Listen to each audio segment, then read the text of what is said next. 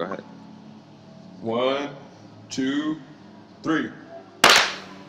All right, cool. Yeah. Welcome back again to another episode of the 200 Podcast. Welcome, everybody. Today, well, you guys go ahead and introduce yourselves. Good friends of the show and in real life. Zahreh, or Z. Juliana, with a J. Joe, Juliana said you spelled her name wrong on the calendar thing. Oh, I did. Juliana with 2 N's. It is? That's so disrespectful. Is it with 2 N's? Yes. No, my name is with 1 N. You put 2, and 2 is Anna. I'm not an Anna. Shit. Well, I just Juliana is not. I can't even read. Yeah. We apologize Shout out about to all that. the Julianas. We apologize about that. Sorry. But we have 2 wonderful guests with us today. Great friends.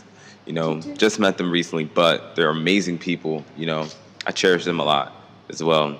And, you know, I'm glad that they decided to come to the podcast, you know, speak their minds a bit, you know, and, you know, just pick sides of us that's not really shown, you know what I mean? Just like really just exploring each other and just having fun, feeling great. So, yeah. Welcome to the 200 Podcast. Woo! Gang.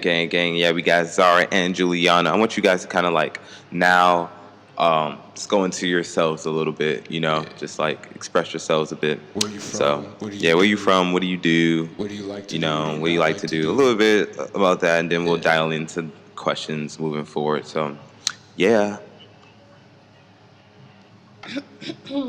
My dear? Well, I'm from Silver Spring, Maryland, and there's a lot of things special about that. But and I'm into art in general, everything creative, everything.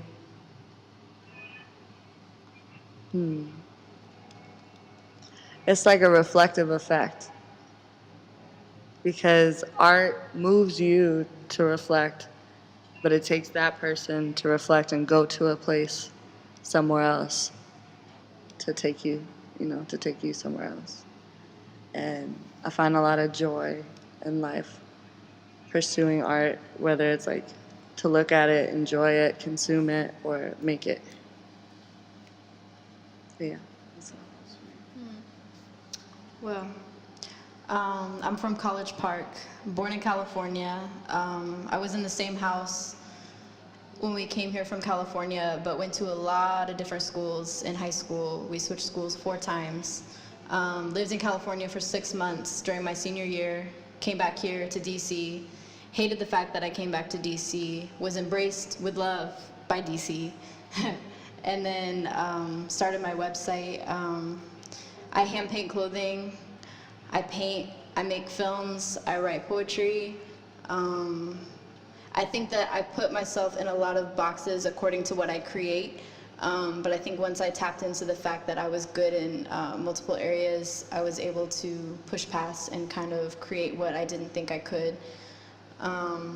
So lately it's just been about tapping into vulnerability and what stories to share. So. It's cool. Just like have the microphone kind of away to go like in. Because then I'm on 2 platforms. You don't have to hold it that far. Just like on this side. Just right there. Yeah. Do you guys have any questions? No, it's interesting how, you guys are really into really actually creating, I know a lot of women who, say that they want to do a lot of things but don't really apply themselves or take, Yeah. Or really do the things that's necessary for them to like get to that point of thinking to be able to create. So like, what are some things that you guys do daily to kind of like get yourselves to having a healthy mind state? Like what are things that you do that that kind of contributes to like who you guys kind of are?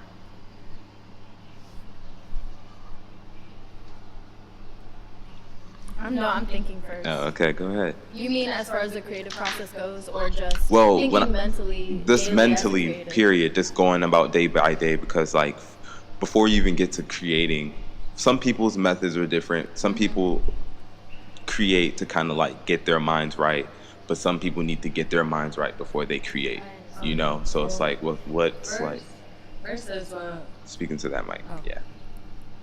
first I just want to point out that like you don't have to be in a healthy place to create like a lot of people. The most I was creating and exploring my different methods of creativity, particularly with visual art. I was lost, like lost. I had no sense of self. And,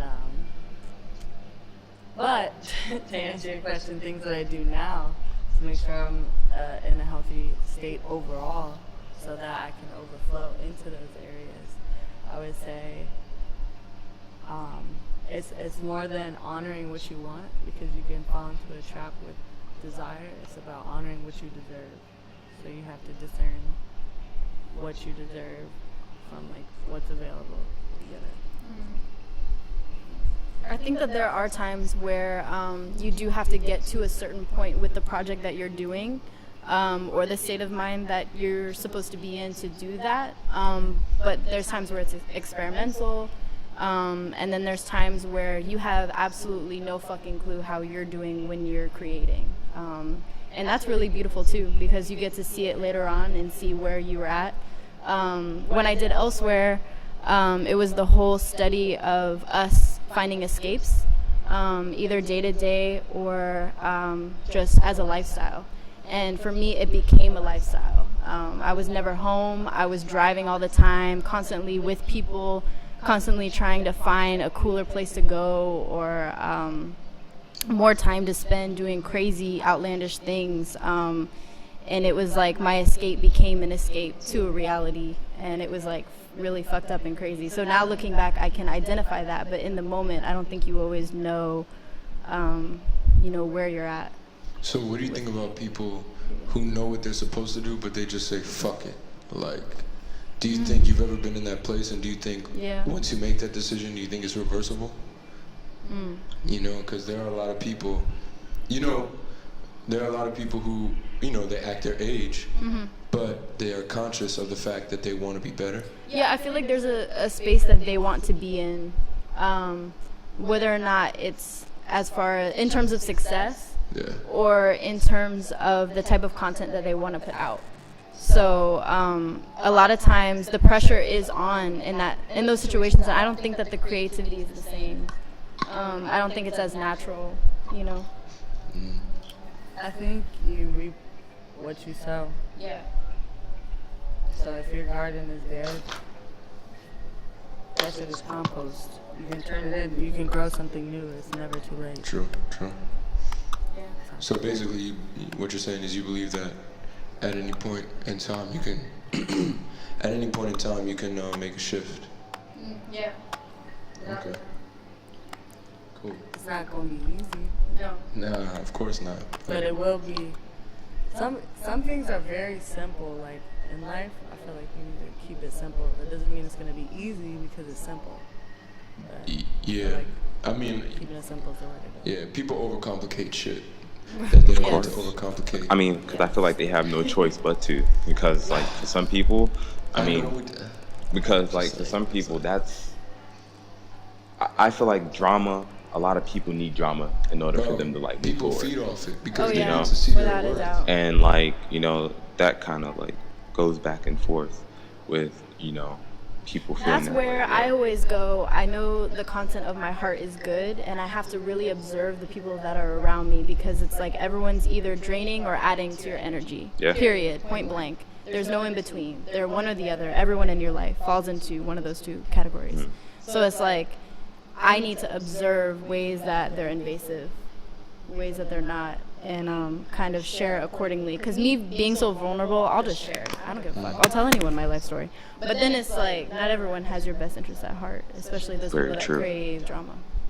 So Damn, Very, yeah, very that's that's a true. place to be in. Yeah. That's very true. I guess I don't know enough about my peers to really like weigh in on this in a way. Well, think about it. Write about it. I said think about it, write Yeah, about it. no, I mean that's what Yeah. I do. That's my only choice. Yeah. You know what I mean? But I don't know. I think it's interesting. I don't know, man. People our age are weird. This is a weird time. I'm feeling good. It's It is what it is, 7:20 now. So, On a Monday. what's been interesting to you guys recently? What have you been seeing that's like, oh, this is cool, or something you've seen recently where you're like, I'm not really fucking with that. It could be anything. Like, it really doesn't even have to relate to Music, art. places that creative. you've been to, job experiences, Yeah, whatever. job experience, anything, like, where something you saw where you're like, I don't like that. Something that stuck with you, bugged you. What's your pet peeves? I'll let you think. So my dad ambushed me and took me to a fucking country concert a few nights ago. Ooh. Wait, can Okay. you actually dial into your dad's ethnicity? Yeah. I never knew. Yeah, I'll get into that. We need to talk about that. All right, go ahead. So, you got the platform too. I mean, go ahead. I live a very full life. I don't go by a schedule. I go as I choose, and I still live at home with my parents. But he was really upset for a while that I wasn't coming home for dinner. And so he said to me, Juliana, if I make plans with you, will you be there? And I was like, of course. Like, if you plan something, then that's fine. So he said that we were going to have dinner as a family. He said he was going to get me clothes from home and bring them to work, pick me up from work and everything. So we're driving, we end up in Baltimore. And I'm like, oh, I guess we're going to like Little Italy or something. That's always what we do when we come down here. Some nice restaurant, whatever. We pull up, it's the Royal Farms Arena. We pull up to the parking garage, and I'm like, maybe we're walking to the restaurant. He hands me a slip of paper, and it's a Tim McGraw, Faith Hill country concert. And I'm like, Talk about a no, setup. I do not. No, I do not. And he knows that. No, he knows that. Talk about a knows that. setup. Yeah. We're together. Yeah. It's amazing. I never Yeah. listened to country music. Yeah, and I don't either. So I was really upset. I was really angry. And he kept telling me, this is my Father's Day gift. So you don't even have to give me anything now because you came. But you like abducted me and Wow. like took me here. It's not like I had a choice. So that was Damn. whack. That was something I didn't. I mean, have he tried to make plans with you before and it didn't work out because he? No, I feel like he'll allude to it by asking me what my plans are for the day, and then some wild shit will happen, and I'm like somewhere random, and then maybe they're waiting on me at home, and I didn't know. Yeah. Because of course I'd obviously spend time with them if like I didn't realize that was a thing. Yeah. I'm kind of just chilling. Huh? She did. Zara feeling like she missed out. She did. She aged so well. She's non-problematic, so she looks really beautiful. Wow. But it was country music. Would you say your family is close-knit? Oh, absolutely not. Absolutely not. Absolutely not. Damn. Wait, we were talking family about is it what? earlier. Closed My in? family, Close-knit. like my immediate Yeah. family, no. Is it difficult for you guys to be together? No. I mean, I'm very blunt, so I will never really feel uncomfortable. Also, Okay. it's my family. Okay, yeah. But I know the things that separate us, so Yeah. it's easier, but not easy at the same time, obviously. I was talking about it earlier with you guys about my dad being super religious, and just the idea that the church gave them that being an artist is selfish and sinful and satanic, and him thinking that my art is pornographic and me being almost kicked out because of my art. There was a point in time where he brought my rack down of everything that I had done for elsewhere. I hand painted 50 pieces for that collection, like 50 pieces. He brought my whole rack down and is taking piece one by one and putting them to a trash bag. And he's like reading me scriptures in the meantime and like shouting at me. And my mom's just sitting there, her peaceful Native American ass. She's just sitting there. And he's just going to town. So that there's always going to be that divide. That's not something that I can really change in him. That's what he believes, and that's what he believes is right. I think my family's close-knit now. I think when you're young, it's hard to appreciate each other, especially when you're faced with so much struggle, I guess, or adversity in general. And then I think now, though, as an adult, you come full circle. So me and my family have a way better relationship now. And I feel like close-knit wouldn't really describe my family. Mm-hmm. But I feel like the family I'm creating, like, in life is very much so. Yeah. And the people who consider me family and who I consider family, just me, my personality, like, I don't, like, call every single day, you know, I'm not always checking in, but when we get together, it's like, it's always love. It's like, nothing new. True. Yeah, I'm not close-knit with my family as well, but we are together, and I feel like I get what you're saying. It's not like we're not all truthful about, like, what's going on in each and everyone's lives. I think we have to be grateful for that too, because whatever lack of closeness we have with our immediate family brings us, like you said, closer to the people that we call our family, that we kind of created for ourselves. I think that's really beautiful. I feel like, I mean, I don't know, man. I start putting that, what we're talking about right now, building your own family outside your immediate family, that is a very Western thing. Like, that doesn't happen. No.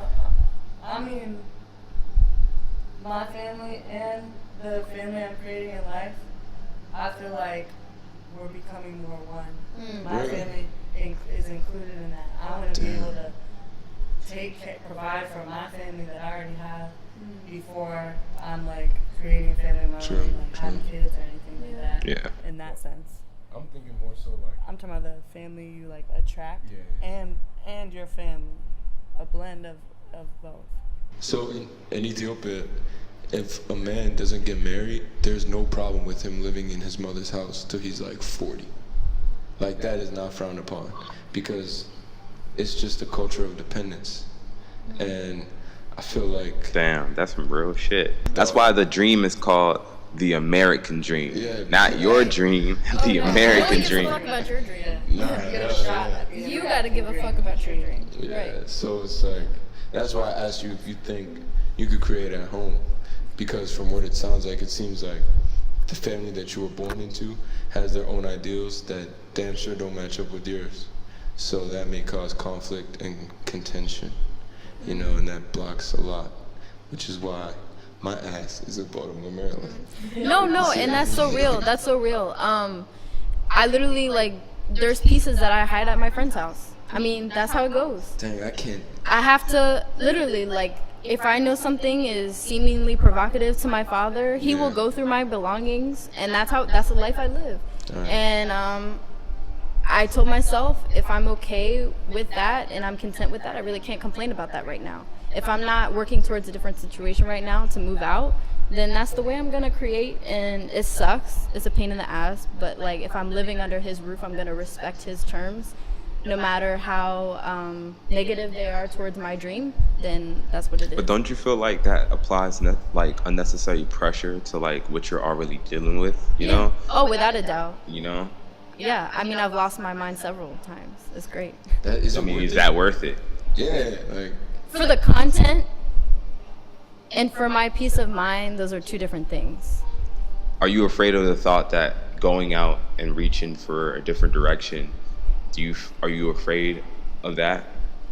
Because it seems like, you know, you're saying that you're staying with your father because, you know, you don't want to go out and, like, live on your own. Oh, no, it's not that I don't want to go out and build on my own. It's just that I know that I'm not at that place right now.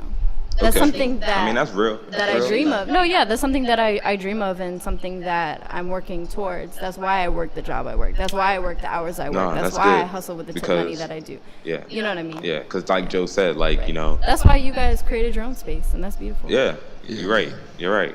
And, like, just like what Joe said, no you know, limitations. 40-year-old men could still be living with their mother if they don't get married, you know. So. And look, bro, they will be okay with that. Right. I swear to God. You know what I'm just imagining? Just like the mom calling the son coming upstairs, right? Could you imagine me at fucking 40 living at my mom's house? I Do would you leave my know mom. how African parents, especially East African parents, especially if they only have, like, one boy, how they treat their son? They are the king, and the other friends who come over the house have to revere them as the king. I don't know how to put it, man. I just And then think, imagine that, like 40 years in. dog, you're done. Breaking You're that done. bond? You breaking that? You're done. No. There's no way. You are taken care of. And also, you know, I don't know where you guys are in the, if you have, well, I know you're only child, right? Mm-hmm. And Zahreh, do you have siblings? Yeah, I'm one of 3. Speaking to the mic. You said what? It's a real number. You not boasting right now? No, she's not bullshit. No, I want to hear this. my mom has 5. I have 2 older sisters, 1 older brother, 1 younger brother that I grew up with. Yeah, I got Same 5 house. siblings as well too. And my father has 22, 23 kids. My father is Islamic from West Africa. That's how So it is. in his culture, you can have up to 5 wives. And his father, because of the position he was in, had 12. And so that's normal. And everyone takes care of each other's kids. Everyone takes care of each other. Yeah. So when he came to the United States, he had kids with my mother. But he also had kids back in Africa, back in Guinea. His brother passed away when he was young, so he adopted his brother's kids. Those were his first kids. And so I have sometimes I'll meet my niece or my nephew who's 15 years older than me, you know, or I'll meet. Wow. It's just, I love that. That's it's so wild. wild. It's pretty wild. It's like Yeah. Crazy. big family, and he just stresses knowing the culture and knowing the family and being able to take care of each other when he's gone. I think that's why you have so much love in your heart. Thank you. Damn. It was tough, like growing up, because things were really confusing. Like we grew up with our white hippie mom in the hood, like real poverty shit. But going to like rich white schools, Yeah. this was definitely it was like, where do I fit into all this? You know? Yeah. People start young with the no, you can't be mixed, you have to choose. Are you white or are you black? You know, like People really put that question in your face Yeah. at a young age. I like so Filling out young. forms. Yeah. Yeah. Not just people in general. I'm just like at the pool in the summertime as a kid. Damn. And they're like, pick now. Yeah. Are you black? Are you one of us? And it's like, I'm a kid. I'm just Yeah, that's what you are. Yeah, You're really a I'm a kid. kid. Like, innocence lost, man. you know, so it's Damn. You know, there's this Netflix show where they kind of talk about they explain things, and they explain monogamy okay. in one episode. And there's this Oh, tribe. I've seen those. You've seen the one with the yeah. tribe in South Yeah, America? that was actually the first episode of that series, right? I think so. The one I on think so. monogamy and polygamy. And he was doing the interview, and he asked one of the guys. So basically, in this tribe, if a woman is pregnant, every man who has sex with that woman while she's pregnant is the father of that child. The father of that child will raise Yeah. that child. So then, so like, basically, when the child is born, if the woman has had sex with like 4 men, he has 4 different fathers. He or she has 4 different fathers that all contribute to raising him. Wow. Like, they build that family together. It's really selfless in that way. And this, I think he's a British guy, or he came and he was doing like an article, and he asked one of them, like, he was asking him about something so irrelevant as like jealousy. Basically, he was asking about jealousy. He was like, the question was something along the lines of, do you feel like, how can you, like, don't you feel some type of way that like the woman who's having your baby is having sex with other men? And he's like, you Westerners are so wrong when you think that like just because the baby didn't come from you, that it's not your child.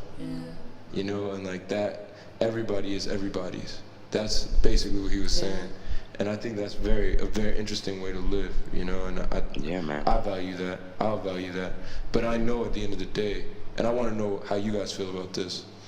I know at the end of the day, whether I think that's a better way to live or not, I'm still trapped in what I was raised in.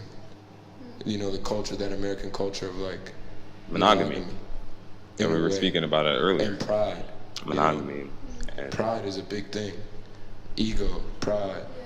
jealousy. Like, these are things that What really. happens when we squash ego? I mean, you can squash ego in certain parts of your life. Here, I want you to repeat that instead.